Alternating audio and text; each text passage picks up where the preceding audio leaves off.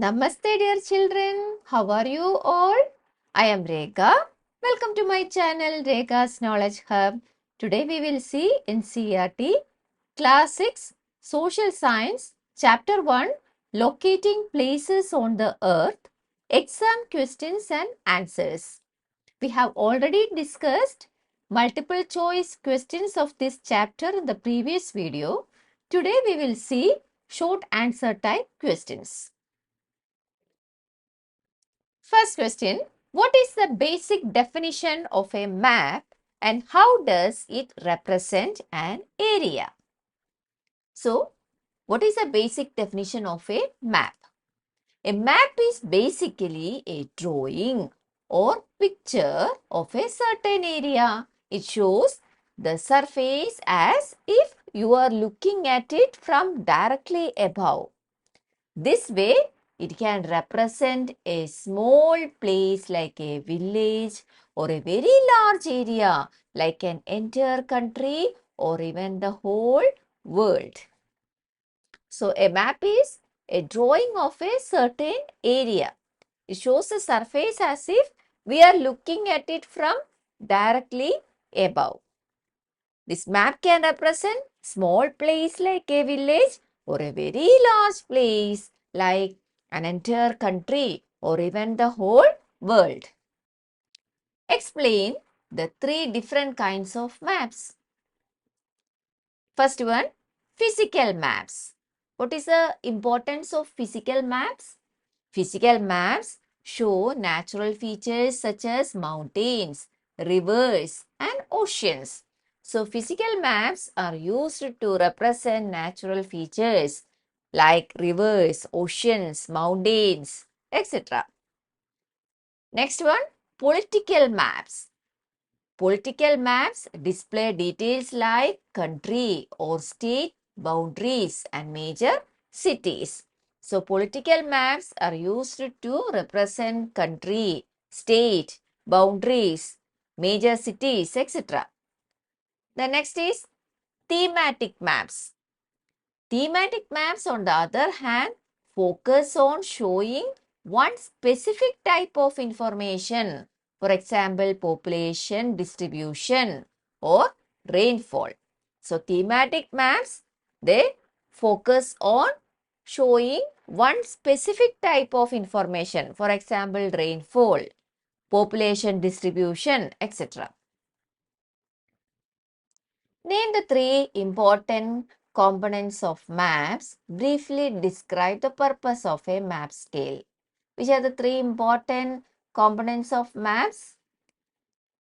They are distance, direction, and symbols. Then, briefly describe the purpose of a map scale. A map scale allows a huge real-life place to fit onto a small piece of paper. It tells you exactly how much real-world distance is represented by a certain measurement on the map. With the help of scale, map scale, we can represent a huge place to fit onto a small piece of paper. Then it can tell exactly how much real world distance is represented by a certain measurement on the map. How do maps show direction and what are cardinal and intermediate directions? How do maps show direction? Most maps indicate direction with an arrow, usually marked capital N, pointing to the north. So, how do maps show direction? With the help of an arrow. This arrow points to the north. Then, what are cardinal and intermediate directions?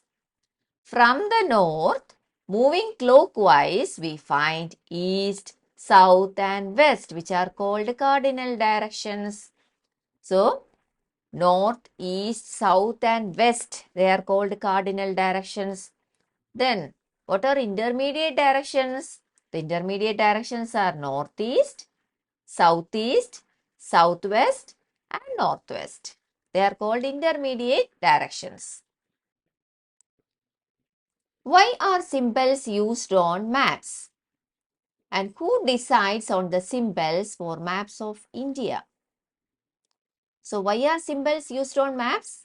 Symbols are essential on maps because there isn't enough space to draw every real life building or feature. Instead, small symbols represent things like railway stations, roads or rivers, allowing many details to be shown in a limited area. So why we use symbols on maps? Symbols are very essential on maps because there is not enough space to draw every building or feature. Some small symbols can be used to represent big things like railway stations, rivers, etc. So, many details can be shown in a limited area. Then, who decides on the symbols for maps of India?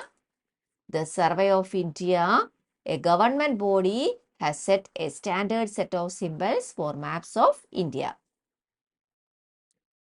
Why is it difficult to map the earth accurately on a flat sheet of paper? It is hard because the earth is nearly round like a sphere. We cannot flatten a round surface without tearing or distorting it. That is why it is difficult to map the earth accurately on a flat sheet of paper. Because earth is nearly round like a sphere. What is a globe and what is advantage over a flat map? A globe is a sphere with a map drawn on it. It is better than a flat map because it has the same round shape as the earth, showing geography more accurately. Globe has the same shape as that of the earth. So, we can show the geography more accurately. What is the equator?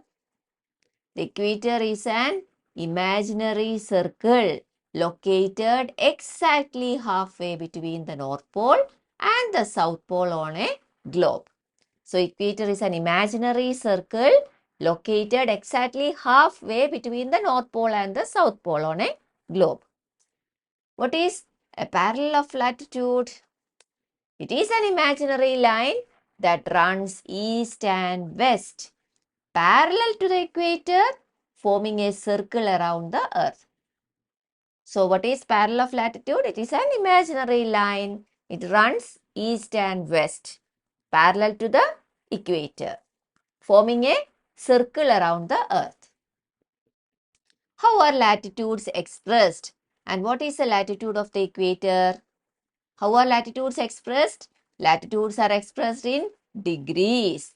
Then what is the latitude of the equator? The equator is at 0 degree latitude. What are the latitudes of the North Pole and the South Pole? The North Pole is at 90 degree north. South Pole is at 90 degree south. How does climate generally change as you move away from the equator? Around the equator, the climate is hot. That is, it is the torrid zone. As you move away towards the poles, the climate becomes more moderate. That is, it is a temperate zone. And then colder closer to the poles. That is a frigid zone. What are meridians of longitude?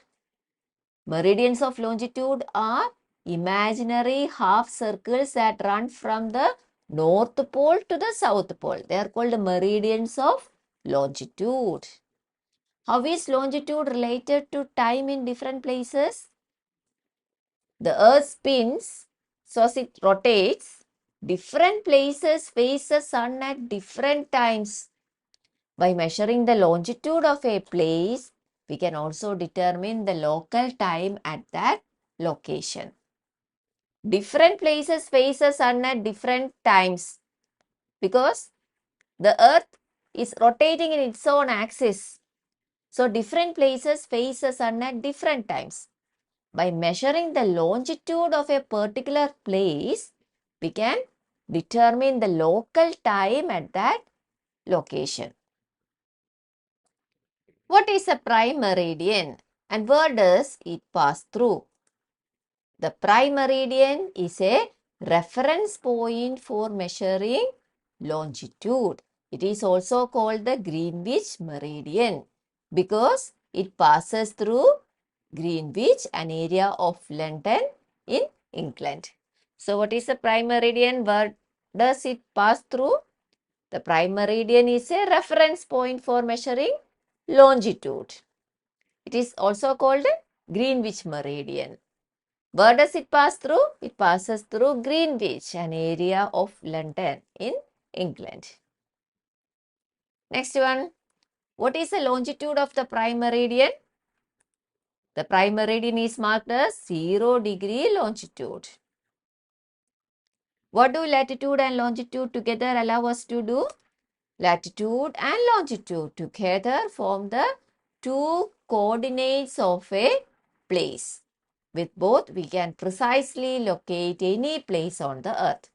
So, latitude and longitude together form the two coordinates of a place. So, with the help of both latitude and longitude, we can locate any place on the earth accurately. What are the lines of latitude and longitude on a globe collectively called? All the lines of latitude and longitude together on a globe constitute a grid. They are also called grid lines. So the lines of latitude and longitude on a globe collectively form a grid. They are also called grid lines. How does the Earth's rotation relate to time? The Earth spins from west to east, completing a full turn, that is 360 degree in 24 hours. This means it rotates 15 degree every hour. This rotation causes different parts of the earth to experience different times of day. Our earth spins from west to east.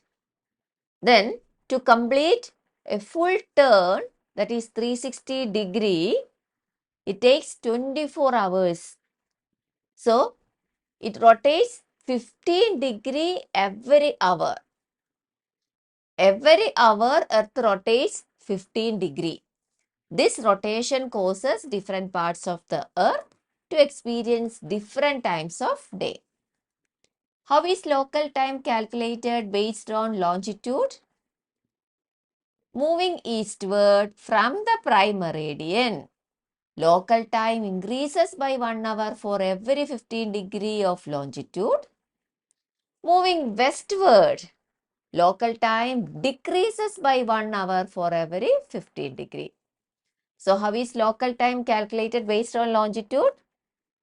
If we move eastward from the prime meridian, what will happen to the local time? Local time increases by 1 hour for every 15 degree of longitude. When we move westward, local time decreases by 1 hour for every 15 degree of longitude. Why do most countries adopt a standard time instead of many local times? Using many local times within one country would be inconvenient. Therefore, most countries choose a single standard time based on a specific meridian passing through them for ease of use. What is the time difference between Indian Standard Time (IST) and Greenwich Mean Time (GMT)? Indian Standard Time (IST) is 5 hours and 30 minutes or 5.5 hours ahead of Greenwich Mean Time. IST is 5 hours 30 minutes ahead of Greenwich Mean Time. Why are the lines dividing time zones on a world map not perfectly straight? The lines dividing the time zones are not perfectly straight because they are adjusted to follow international borders. This helps to ensure that countries can maintain a single standard time without being divided into multiple time zones. So, the lines dividing the time zones are not perfectly straight. What is the international date line and where is it located? The The international dateline is a line located approximately at a 180-degree longitude opposite the prime meridian.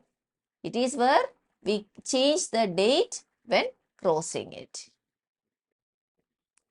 How does crossing the international dateline affect the date? If you cross the international dateline traveling eastward, you subtract a day. If you cross it traveling westward, you add a day. Children, thanks for watching. If you like this video, please like, share and subscribe. We will see you in the next video.